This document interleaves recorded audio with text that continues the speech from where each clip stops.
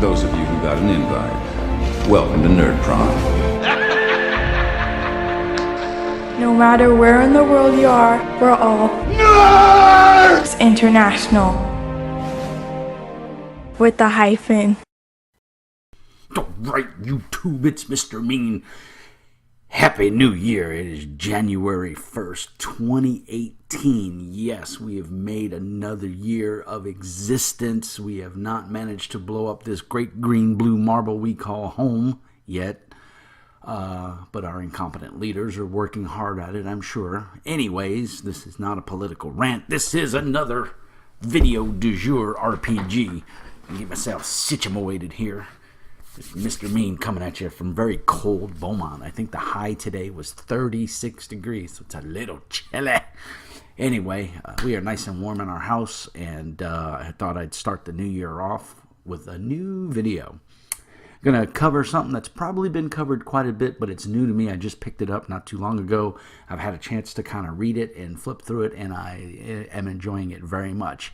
Those of you that follow my channel know that I am not a huge D&D guy. It is not my game of choice. There's nothing wrong with it. I enjoy playing D&D, but I don't enjoy GMing it or DMing it. It's not my cup of tea.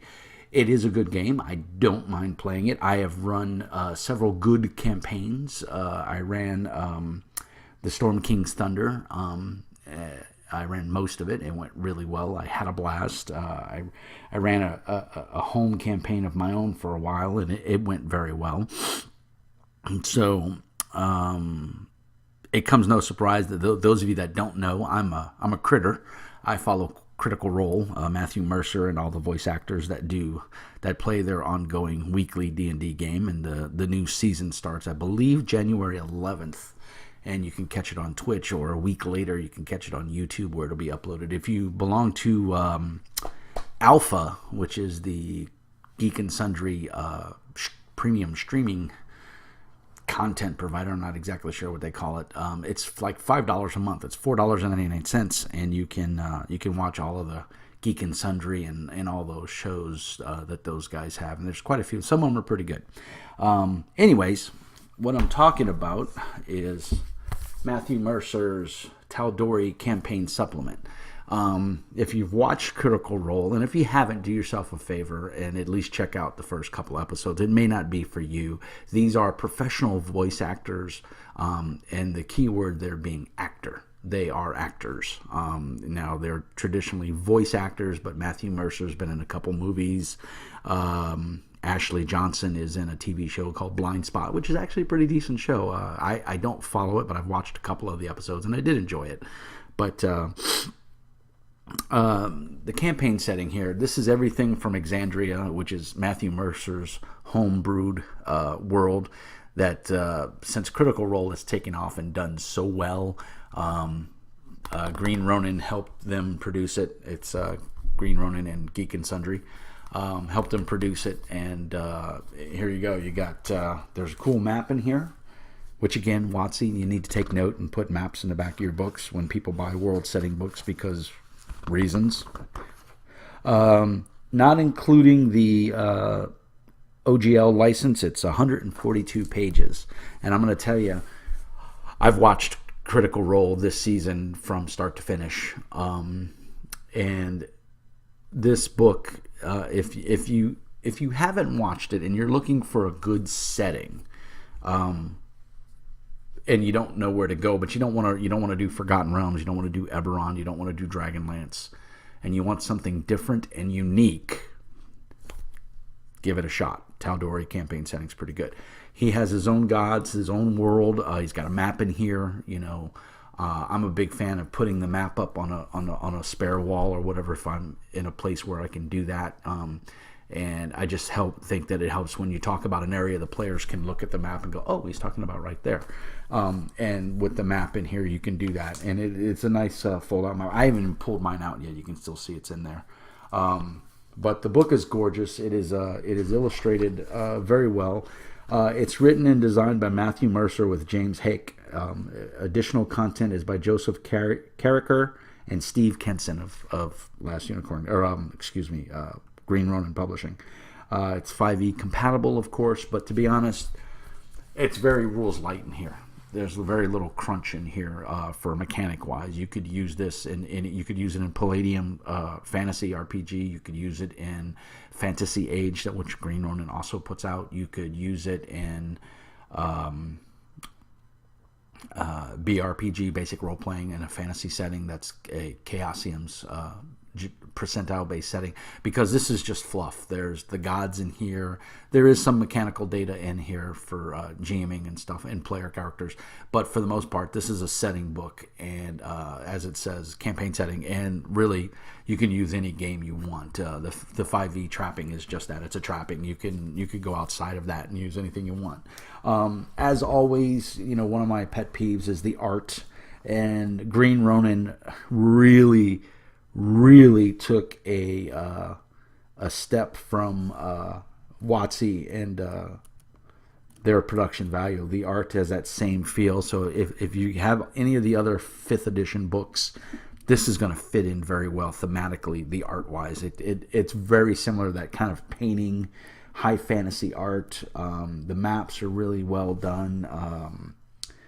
It's every little section gets a spot. The gods are all mentioned. The Council of Tal'dorei, which is the ruling caste. We got our gnomes, our Goliaths, which, Grog is a Goliath, is a half giant, half human, half orcs. Everything is in here. Your religion is well represented. The art of the characters is pretty much in here as well. I like that the book doesn't focus on the characters from the TV show, from Critical Role. This is a campaign setting. It's not an homage to the Critical Role staff, which is nice, because you kind of almost... I was hesitant to pick this up when it first came out, and I didn't for just that reason. I didn't want to read all about Grog. I've been watching the show. I know all about Grog. And I don't want a book dedicated to the characters. I wanted a campaign setting, and that's what they delivered. So if your concern, like mine, was that, this is just going to be glorifying the cast of Critical Role in a campaign setting, it's not. It's not. It's very well done. It's very well written. I have much respect for Matthew Mercer now. He's an excellent GM. One of the things you'll notice, if you're trying to become a better GM, one of the things I can tell you is, and I am guilty of this as well, is don't give in to your players' humor. And what do I mean by that? You'll see it on Critical Role a lot. You'll see it on a lot of the other shows out there, webcast shows, where the players are cracking jokes and the GM goes in with them and starts cracking jokes as well and laughing. And I am guilty of it wholeheartedly. But watch Matthew Mercer when he GMs. He will let them crack their jokes, but he never, hardly ever participates. There's a couple of times where he breaks down laughing because it's just so funny and he can't help it. And that has given rise to a lot of people saying, well, it's scripted. I don't think it's scripted, not 100%. I think this is impromptu acting. It's role-playing at its finest. The difference is these guys are professional actors. They know how to read a script. They know how to deliver lines with emotion and temperance. Whereas, we're just a bunch of yokels sitting around our house playing a game.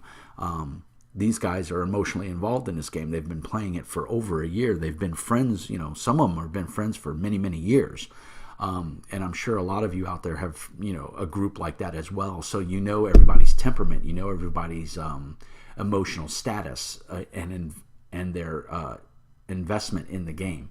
And Matthew Mercer takes that detached look and backs up, and he lets the players play the game, but he doesn't break the scene with his own humor, which is GMing 101. Let the players have fun. If they, you're going to have that one player that's always going to crack jokes or make, the weird comments or whatever. And there's nothing wrong with that. He's having fun. He or she is having fun. That's their enjoyment. And we should never take that away from them. And, if you look at the show, that's Sam Riegel. He does that. He makes crackpot jokes at the most inopportune time. He makes many sexual innuendos, so, and disclaimer there, Critical Role is not for the young eyes or young ears. There is heavy language in there, and there's some heavy scenes. So parents watch it, and be aware of what your kids are watching. I, as a parent, feel the same way, but my son is too little to understand. He's only not even a year old yet. So anyway, my point being that a good GM will let his players have fun, but he won't interrupt that fun. Your job is to narrate the story, to dictate the adventure, and keep the statistical values straight and narrow. And you'll notice that Matt Mercer does that methodically. He doesn't usually break into the humor or the joking. Very rarely, does he give into that. And I'm trying to get better at that myself. And I'm horrible as a player. I break character and I make jokes all the time. I'm horrible. It's my nature. I'm a funny guy. Look at this. I'm funny looking. Anyway, so that's one of the things that's my GMing tip 101 is if you can maintain your demeanor as a GM and not break down to the level of the players. And I don't mean that disrespectfully or in a bad way. I mean that as your job is to tell a story and drive the narrative. And if you're cutting jokes and you're cracking up, it's hard to do that. And I'm not saying it's a bad thing if you do that, because I do it. And I consider myself a very good GM. I've been doing it since the beginning. I mean, I've been doing this for going on 30 years. And I've always had fun. And a lot of campaigns that I've run, people have had fun. Is my GMing style for everybody? No. I know people that have played in my convention games that went, that guy sucks.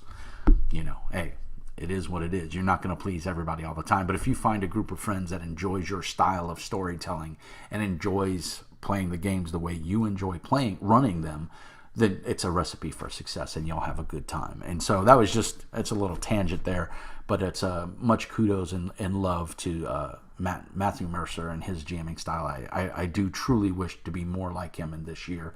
I'm running a Dragon Age campaign, also by Green Ronin. And next Saturday is our third session. I'm hoping the players will get enough done that they can hit level 3. I'd like to get them up to a decent level, and then we're not using experience points. We're using milestones, which is a lot what Matthew does in this. And I believe there's a section in here about milestones. But this is a great book to get back on track here. I'm sorry I rambled for a couple of minutes. I was being a fanboy.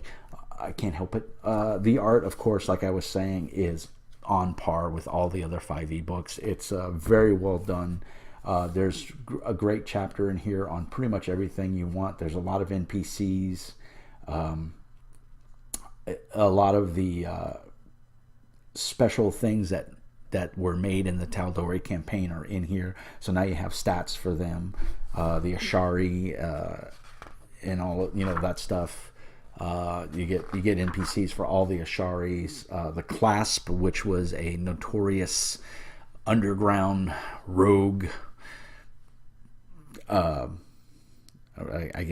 guild. There we go. There's the word I'm looking for. They were a thieves guild, and so there's information on the Clasp in here. So there's everything on the council. There's all of the other nice thing is all of the weapons and magical armor and artifacts that were in Matthew's game are in here, and they are statted out. So there is a little bit of crunch in there. I mean, it's just everything in here you could want. It's very well done. So again, I guess my point being is if you want to run a D&D or a high fantasy campaign and you don't know what setting you want and you're looking for options, this is a solid option. And I would say my best piece of advice is make it yours. Don't, if you're worried, oh man, I can't run it like Matthew Mercer. You're not supposed to run it like Matt. You're supposed to run it like you. You're the GM. Matt's not going to come to your house and run the game. If he does, hey, cool for you, awesome. But he's probably not going to come to your house and run the game. So this is your game. You paid your $40 or $35. And that's another thing I want to bring up here. I want to take a tangent about Green Ronin and their pricing structure. Most of the WotC books are usually dropping around $50, $60. A lot of newer RPGs that are around this page count and higher are dropping now. For the norm seems to be $59.99, $60, $55 seems to be the norm. And while granted the production value and everything is crisp, and I think it's excellent, I think that's too much for a book. I think $60 for a RPG book. I mean, I could see $60 for a textbook, and if you've gone to college or that's cheap for a textbook. So I think the price of books is creeping up there, and where we as the buying public are promoting it, and I think we need to stop. I think WotC's price point is a little too high. Some of the stuff I think is priced appropriately. Like I thought the Curse of Strahd, if you go back and watch my review on the Curse of Strahd, I think it was priced appropriately. I think Storm King's Thunder was priced pretty well as well. But some of their books have been a little bit on the pricey end for what you get, especially their GM screens. I think the latest batch of GM screens from WotC have been horrible. Wasted space. And again, this is not a review of their product. It's just a statement. WotC needs to go back and look at their product and change it and give us good value. I think Green Ronin it gives us great bang for our buck, and I'm glad that, I don't know if Matthew reached out to them or they reached out to Matthew. I'm not quite sure how it worked, but I'm glad it did, because great bang. I'm telling you, this would have been $49.99 from WotC. I have no doubt about it, and I'm glad it came from Green Ronin, because the production value is awesome. And not to say that WotC would have had bad production value, because they wouldn't have. They'd have put out a good quality book. There's no doubt about that. But I think the price point would have been slightly higher.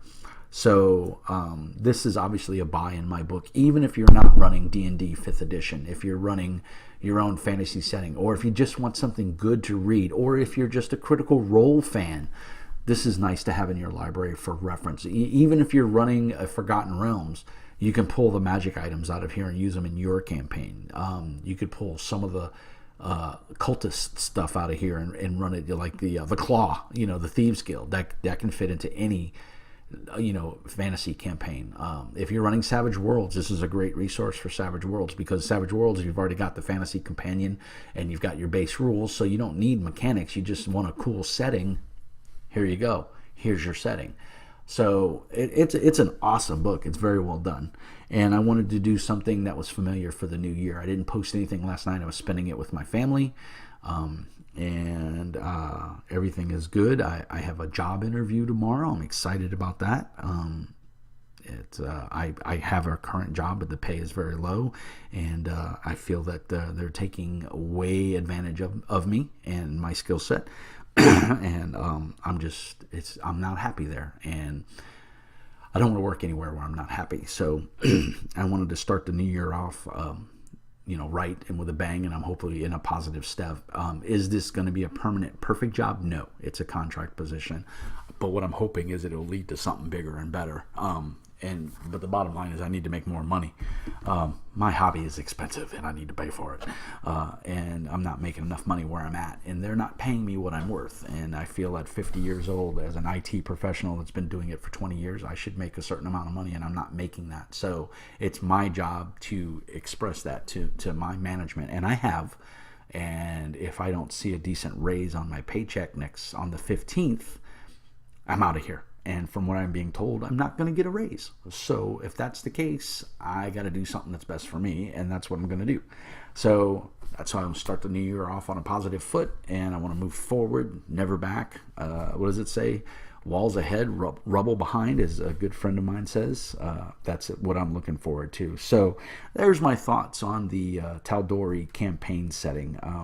Aside from the rambles in between there, it's a very happy new year, very relaxing day. My son is healthy and happy. My wife has been cooking up a storm, and she goes back to work tomorrow. I'm off because, like I said, I have a job interview, and so I took the day off, and I'm going to have a nice 4-day weekend, and I'll go back to work on Wednesday, and hopefully by the end of the week I'll hear if I got a new job or not. So wish me luck, everybody out there. If you're a Critter fan, I hope you enjoy this, and Critters of Texas unite. And I don't know what else to say, man. Happy New Year. I hope everybody was safe and sound and had a wonderful New Year. 2017 was a mixed bag. I'm hoping 2018 will be a lot better, and that we'll all have a wonderful 2018. And I hope for peace and prosperity to everybody. And as always, Mr. Mean says peace and hair grease. And remember, Happy New Year, and be nice.